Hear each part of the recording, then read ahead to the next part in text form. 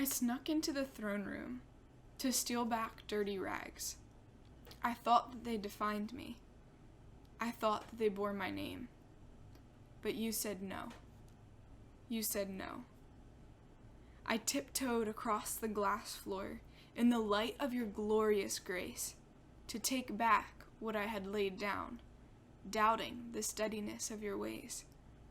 But you said wait. You said wait.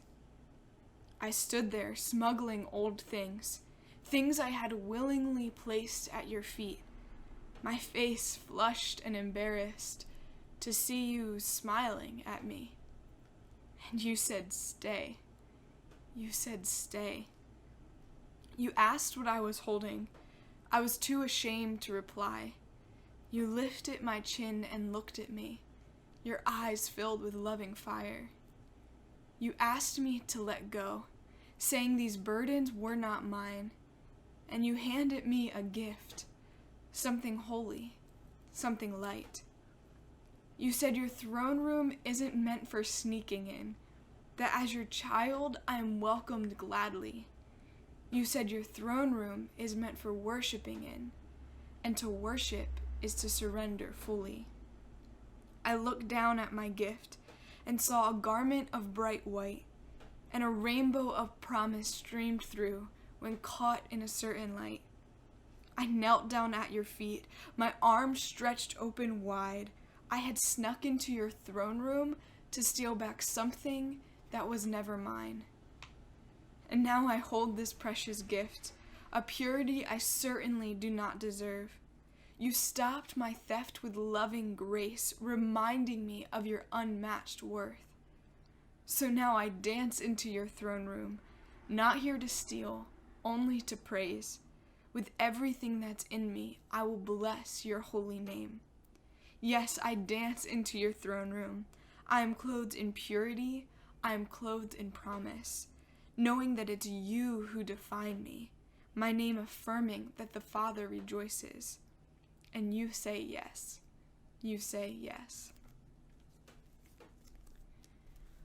I wrote that poem a couple years ago after an encounter with the Lord during a time of worship at my college. And I remember this time of worship, I was singing the songs and, I was there with my friends and I was trying to worship, but I remember feeling this awkward tension between me and the Lord. And so I stopped and I was like, what is going on? What's up? And this phrase that I had snuck into the throne room to steal back dirty rags just popped into my head.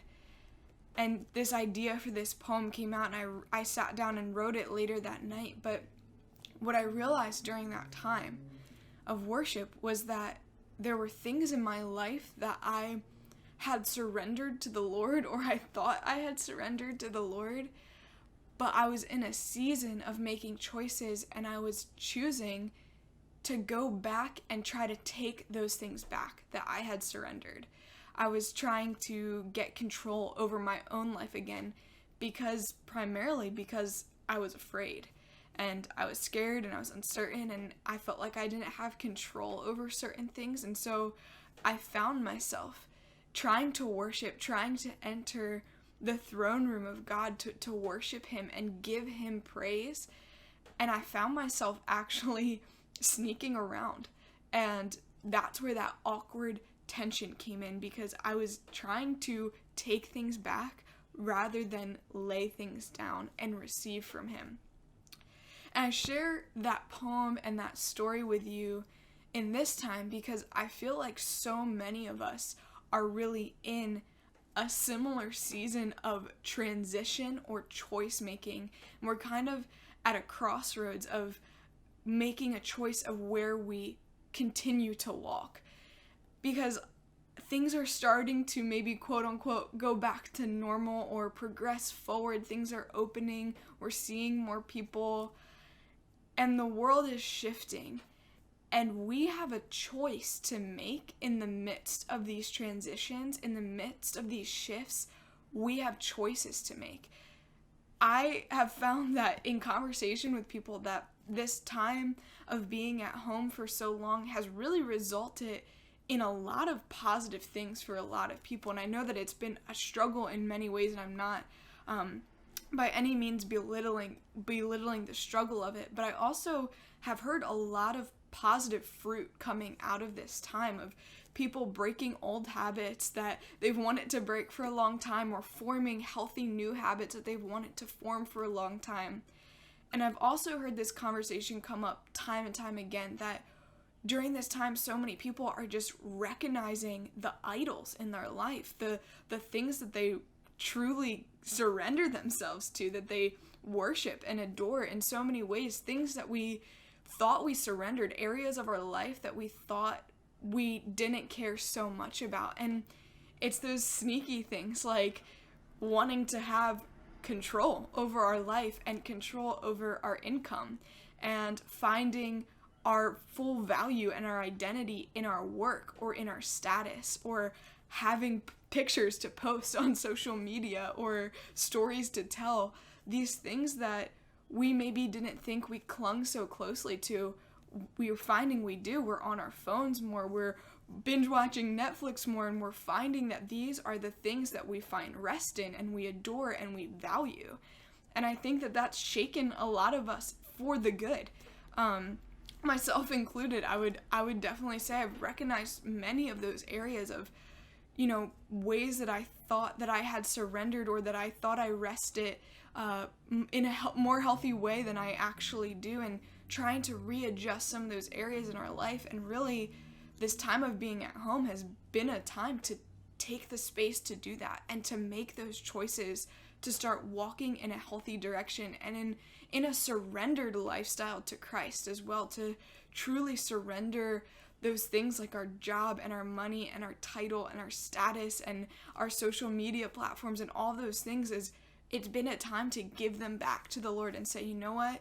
I am actually defined by you, and I'm actually created to worship you. And it's not my life and God. It's my life is yours. It's fully yours, God. And I think a lot of people are having that conversation, and it's beautiful. Like I said, I'm experiencing that in my own life. It's beautiful to be having these conversations with friends and family who are experiencing similar things. But going back to this poem, I read this poem, and I shared that story with you about that time of worship where I felt that awkward tension, because really, as things start to transition back and our life starts to maybe get busier again or crowded with more things, we're gonna come to have to make decisions of what kind of choices we want to make, and if they're gonna be choices of surrender. And we have to make the choice to not panic when we feel like we're losing control over a situation or our time or our lifestyle or certain habits that we've created, and we maybe feel like they're going out the window all of a sudden, and we start to panic. And when we panic, we just want control back, and that's when we start sneaking around in the throne room. We start to try to take back the very things that we laid down. We try to take back those idols that we surrendered. We try to take back old habits that are habits of the flesh, that aren't good, that don't benefit us, that do not produce the fruit of Christ in us. And we go back to those for comfort because we know them and we want them back. And we have to be a people who choose instead to say, no, I'm going to continue to walk in the Spirit and to walk with the Lord.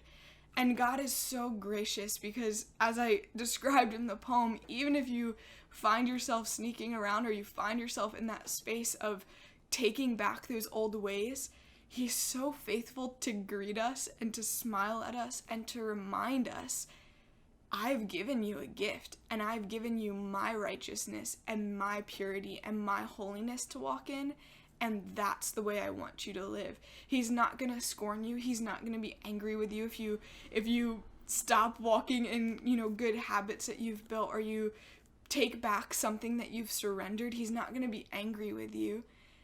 He will greet you and give you back His righteousness when we come and we surrender again.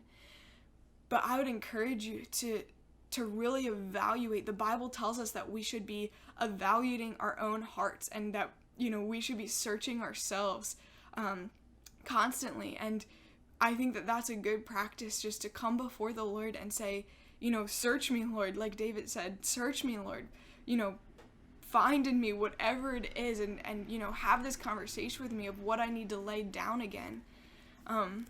Because I think it can become really quick we can be people who can be really quick to forget all that God has done.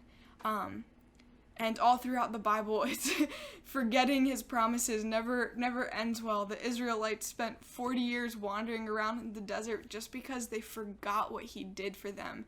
And because of that, it led them to grumble and complain in the midst of their situation. And they became too concerned and too panic-driven to look back and see his faithfulness, and to look forward and see that he was guiding them, and to really look at their present situation and realize that he was still right there in their midst, even in the chaos or in the transition, in those choices to be made. He's right there, and he is a choice to be made.